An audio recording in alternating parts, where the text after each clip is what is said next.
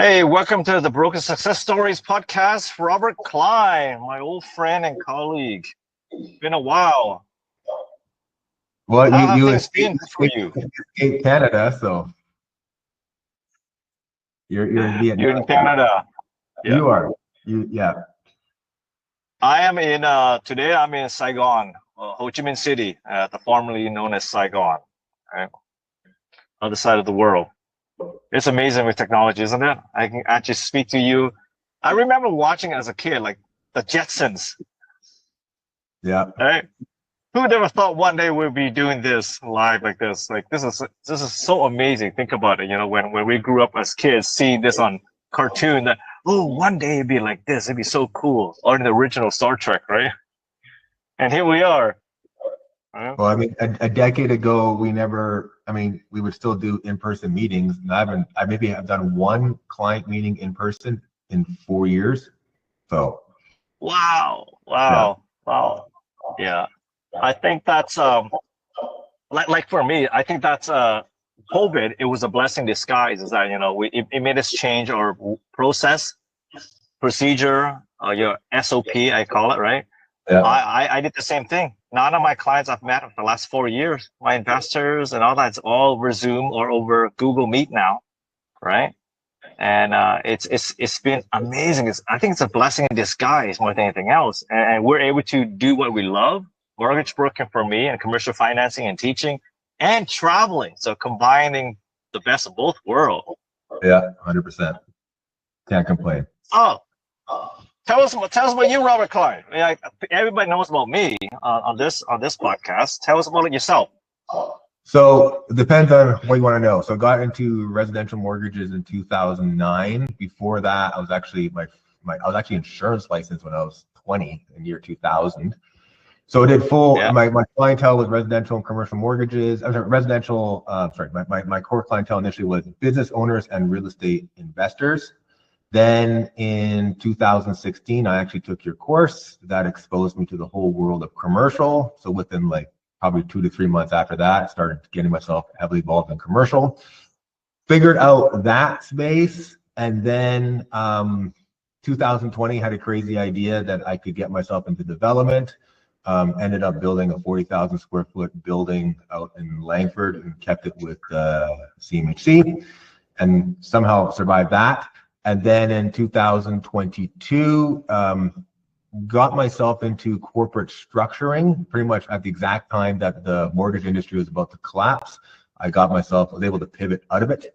And that is what I'm doing. But everything that I do does factors back into everything that I know about residential and commercial mortgages. So, yeah.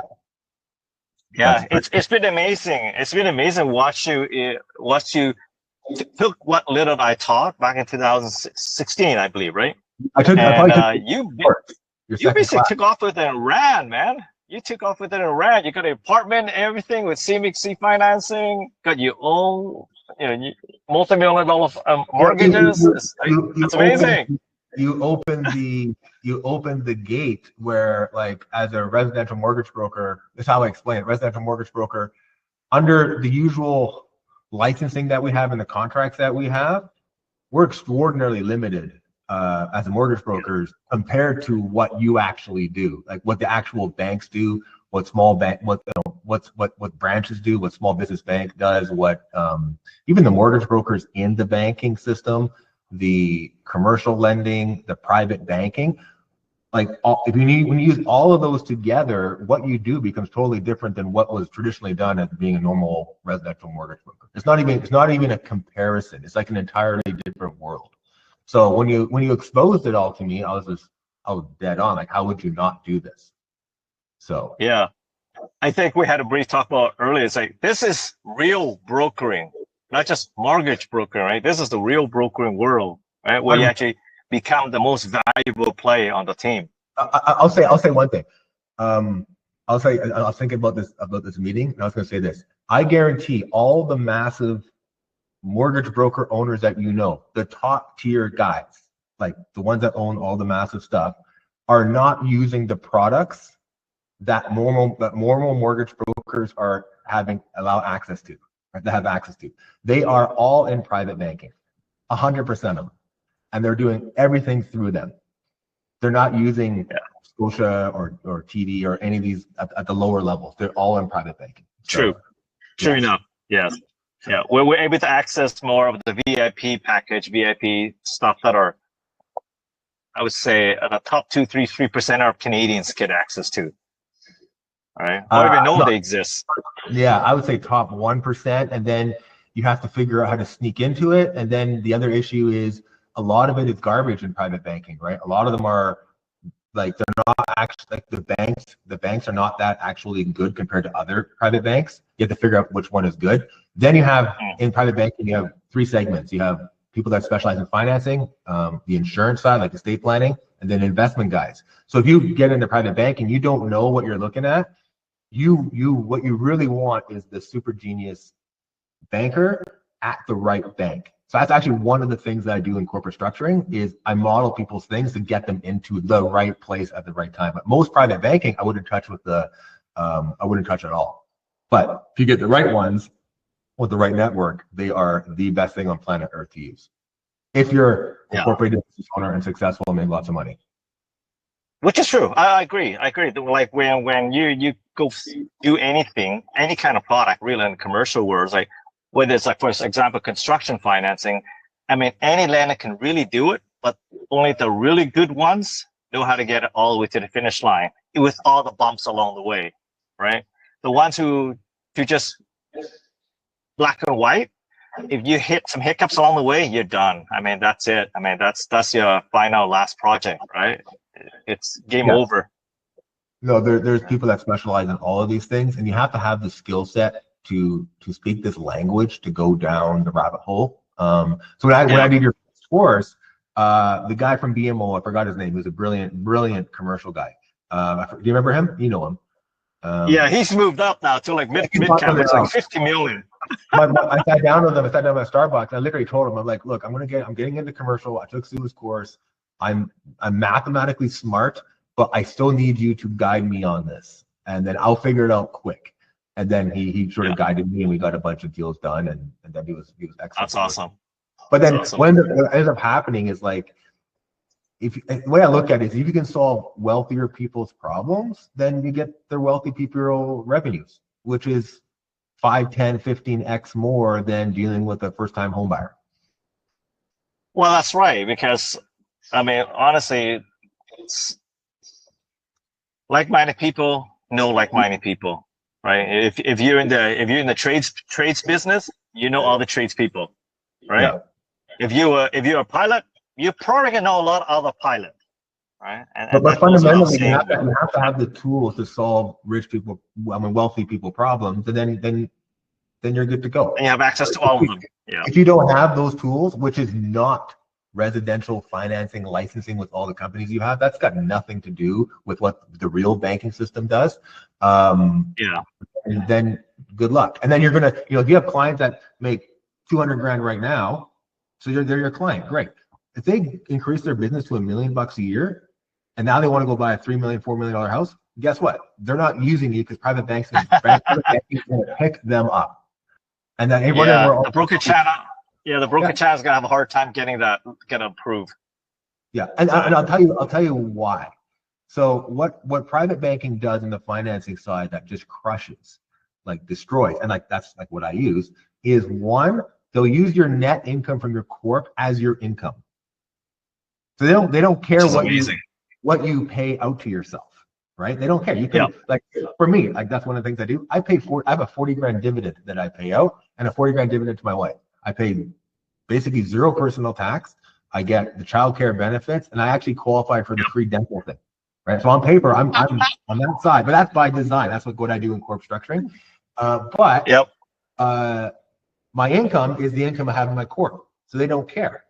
So I don't have to pay myself to qualify. That's the first thing that they do that's extraordinarily excellent. The second thing they do is they allow you to buy rental properties in your holding companies.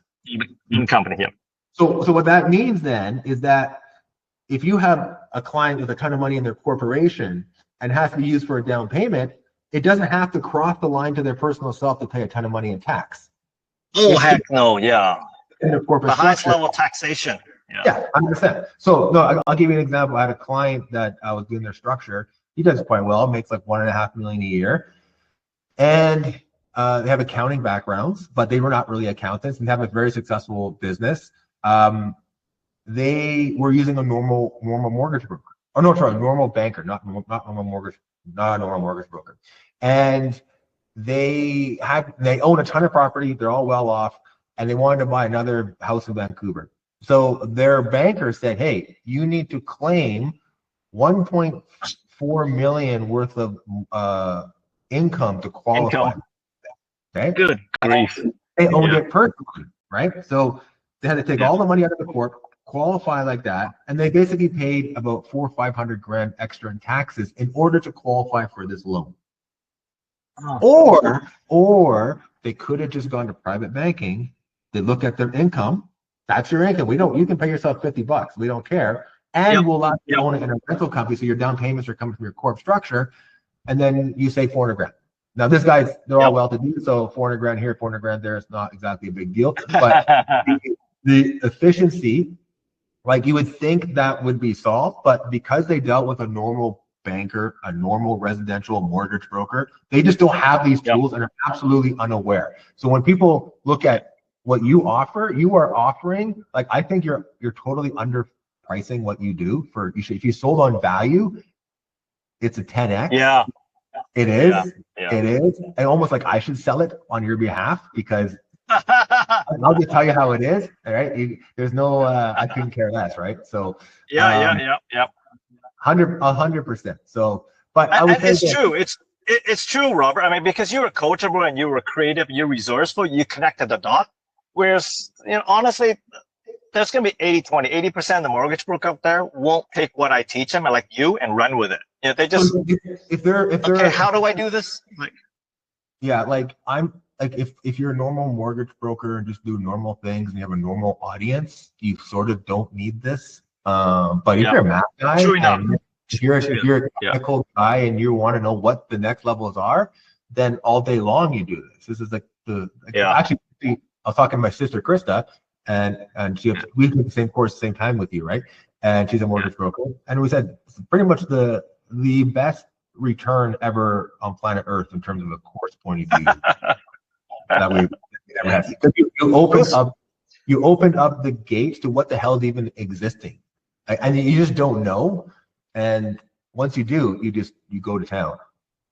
It's funny you mentioned this too, Rob. It's like when I was working for CIBC, the left side doesn't know the right side. Like you walk into a branch, there's a left side of the branch, a right side of the branch, the financial planner and the personal banker.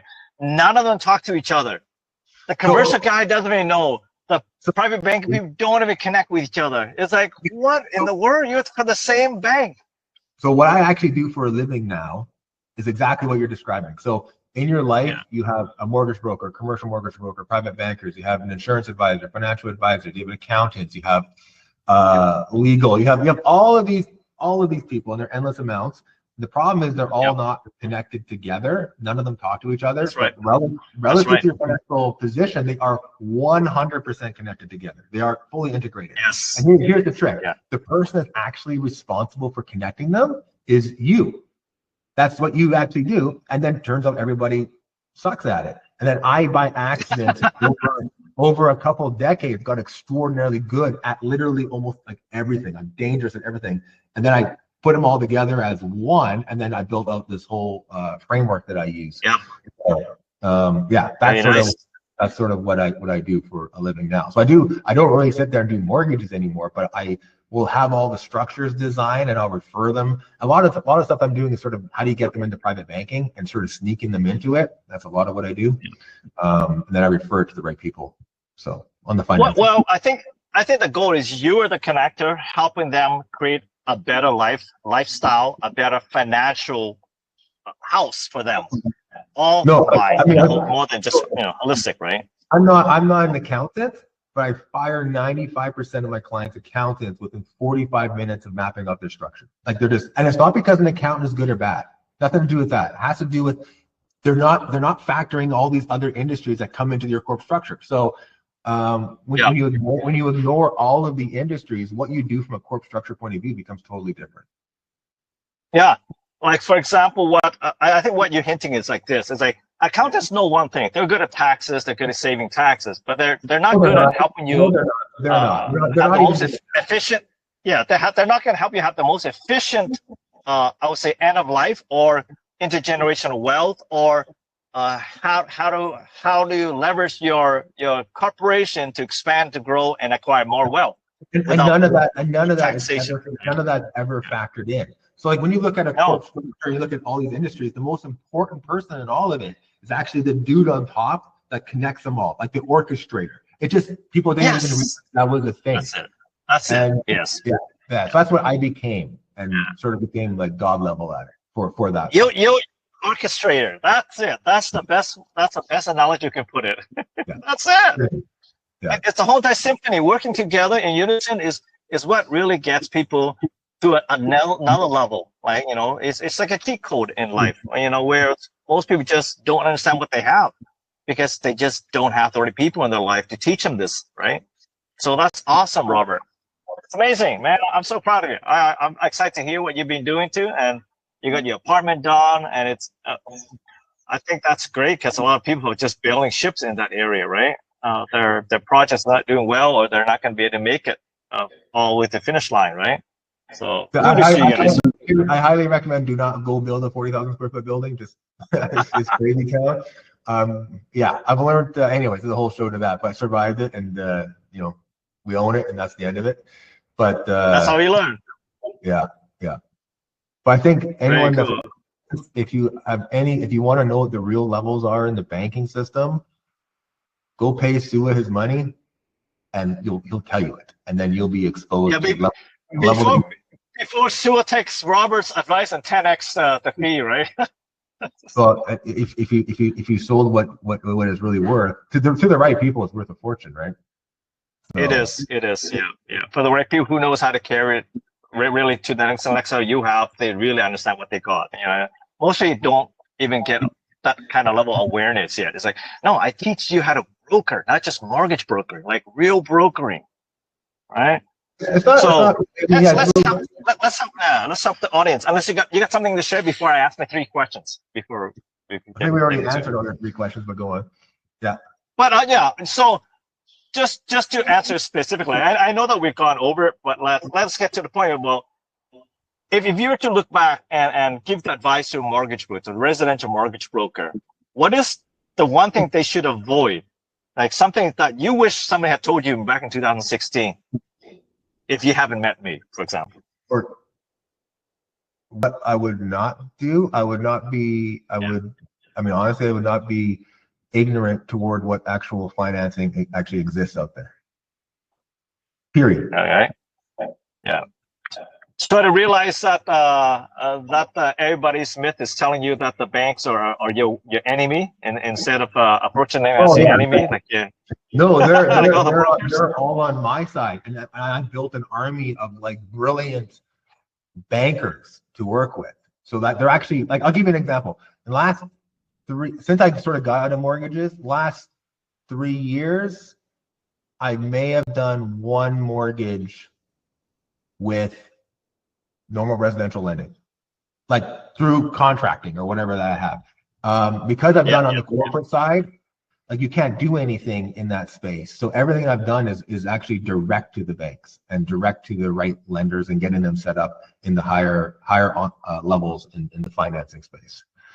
So those are not your competitors. If they are actually part of your team. Now, is the major brokerages out there going to tell you to go do that? Absolutely not. Oh no. Absolutely not. But should you? Absolutely, you should. And then once you see what's involved and what they can actually do, you're going to provide way better solutions for your clients, and you're going to be of substantial higher value, and then you'll get higher value clients too. And you already answered the second question, which was the aha moment, right? Which touch on here is that, there is a lot of myths about the aha moment. Was just watch, was literally in 2016, sitting in your event, and then you showing me the math of what was going on, and it was like I blatantly just had no clue what this even was. Like you hear about commercial lending, But if you don't know the math, you don't understand it, like you need to have someone take you through it. So the aha moment was, oh, okay, that's what the math is. Let's start playing games with that. So that was the aha moment. Just sitting in your class and just showing. How do I get that money out of the corporation to leverage me buy more rental property without being taxed by 50% or whatever the heck it is, right? Well, I mean, that's a whole different space. But the first aha moment was literally sitting in your class going, oh, and then me sitting down doing my first deal, right? So that your class will make you dangerous enough to get the commercial deal, because some client will ask about commercial, and then you have enough to talk about it, but you need to bring in someone in commercial to basically take over your first couple of deals. You don't want to be hockey sticking that, and you need to be dangerous to talk about it so that you can get that going. So our first one, I did it with you, was like maybe 3.5 million or whatever that was. Was that the gym? Was that the gym? Yeah, the gym. Yeah. Oh, that was amazing. It was so cool. We were competing against a credit union and another bank, and we just blew them out of the water. That was so fun. But I wouldn't have been able to do that without someone like you to stick. That was a lot of fun. That was a lot of fun. It was so much fun seeing them. It's like, what? My bank says this is the best they can offer, and it's like, no. Yeah. You'll find that in the commercial space and the private banking space that there are not a lot, like you think that, I would say the commercial is going to have a lot more brilliant people than the private banking space. The problem with, I'll give you an example. When I first met private bankers, I was absolutely shocked how bad they actually were at what they did. And it made no sense. I met an RBC guy, and I was literally teaching him GDS, TDS. I swear to God. Oh, God. So you're dealing with something like with $50 million, $100 million. That's sort of like, private banking. That's sort of where that goes. I thought, how on earth could this be? Like, how can this guy not know? I would think you know his stuff in and out and just be a savant, but it was not true. But then I thought to myself, wait a minute. If the clients he's dealing with makes $5 million a year or $3 million a year, how good do you actually have to be to get the loan approved? Like, you don't. It's instantly approved anyways. So that's sort of the foundation. There's also other segmentations, like private banker, you assume lending, but it's not, because the guy could be specialized in estate planning, or the guy's dealing an investment guy. And if that means they know nothing about financing, even though they're given the title of banker, which sort of implies financing. So you'll see when you start talking to them. Yes. Yep. So you got to go out there and see if the real face that you think are a senior level, that they're like, they don't get it. Why don't they do it this way, or why don't they do it that way? Because they don't have that experience either, or the education. Like they're not taught. Like when I was a CIBC, you only taught to do your role, nothing outside of that. You can't even give advice about taxation. You can't even say, hey, my other client did this and it was better. You're not even allowed to give those advice, because there's a liability issue. Right. So being somebody like yourself or myself, Robert, like, we are more dangerous than they are, because we're able to give those advices. Right? We have insurance for liability and all that stuff, but they're not allowed to because of reputational risk. Yeah. Right. It's surprising how people do not try to integrate these industries together, because they actually are fully 100% integrated. So the ignorance towards they would own the client forever if they know how to do that. Of course, and that's great for me. But I basically have no competition for what I do. So, well, that's it, right? So let's get to the final question now. For brokers who hit a ceiling, say they've already hit their 6 figures and they're already working 7 days a week. They don't know how to get to the next level, how to make more money, without killing themselves. What would you say for them to exploring small business lending or commercial financing as a next step instead? So I'm not sure the exact question. I hear. Sorry. If they want to grow more, they want to earn more money, but they don't know how to do it. And I would say, for me, it's always a proponent of hey, go into small business lending, try do the commercial, at least help the SME expand their business, they grow their business, right? Instead of just doing residential mortgage, they buy one house, So or first they buy of all, 2, 3, and there's. right? They can do residential lending, just they can do it in the banking system, which is going to be way more efficient than the system they're dealing with. Like, and we're talking about incorporated business owners, like specifically for incorporated business owners, you're actually doing them a disfavor by not doing proper planning from a corporate structuring point of view from a borrowing side. Now, the only institutions that do that are going to be the actual banks themselves, not the contracts that you're with all these normal. I would say the residential side of financing, how you're normally contracted as a mortgage broker, is totally fine if you're dealing with normal employees. But the second you get into incorporated business owners, that gets thrown out the window immediately. Like they're and the wealthier they become, like you need a tool set to deal with those people. But you telling your client to go pay 300 grand out as a salary so you can qualify for this loan, and you got to pay out the money out of the corp, and you just cost the guy 100 grand in tax, is probably not an efficient approach. But there's actual lenders out there that will 100% solve that equation. So that's just on the residential side. We haven't even factored in small business, commercial, like all these other avenues. So just being open to these avenues and then building the network in these avenues so you could solve those problems for those clients, and then you could pass those off to the right people, cut referral fees, do whatever it is. That's how you would. So like a decade ago, I was dealing with normal business owners, and then I'm just normal people. Like that's a lot of my clientele. Today, you have to make a minimum $250,000 a year net in your corp for me to work with your structure. But really, it's gotta be nice. 500K plus is sort of where my value starts going through the roof. But that's only because I developed all the tool sets to deal with that. 10 years ago, if you were telling me what I was going to be doing, like I had no clue that this stuff even existed. So being stuck in your real estate your residential mortgage broker bubble is not doing me any favors. Yeah. So basically, like 10 years ago, your growth has skyrocketed. You're working with less clients now, and you're earning more money. I'm actually working with way more clients because the demand I have for what I have is like sort of gradually now it's picking up too. Yeah. It's gone like to the point where I'm like, you got to build teams around all this stuff and marketing and blah blah blah. But which is a good problem to have in a rough economic time like everybody else experiencing, right?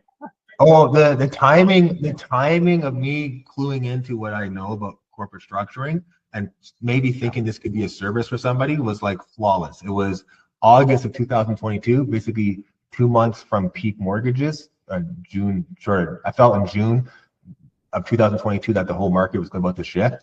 So I was able to get out of that, thank God.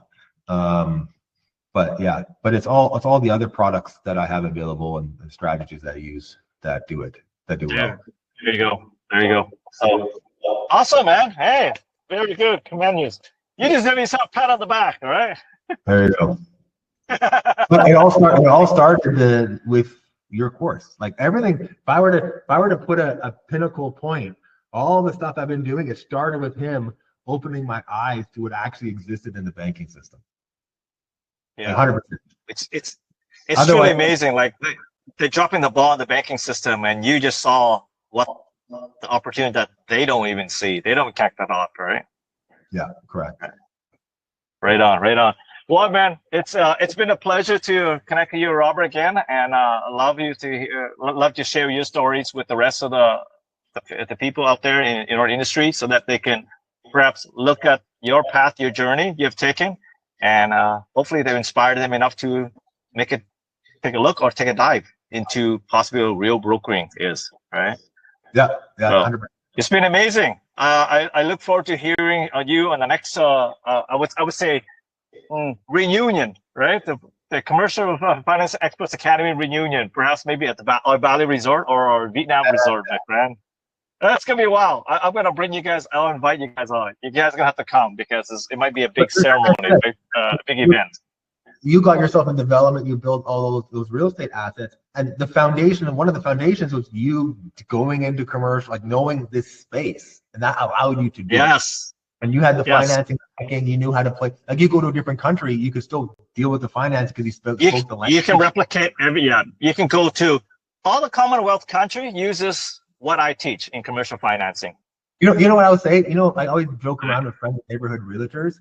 it's like the equivalent of being like a friendly neighborhood mortgage broker. That's what I used to be until I got into commercial, right? It's like, yeah, that's what you want to be doing. Yeah. See, now they're knocking on your door instead of you chasing them, which is amazing. It's Pretty good to much. it's good to it's good position to be. That's awesome, Robert. I appreciate your time, my friend. Have yourself a beautiful day, and I'll see you the next time.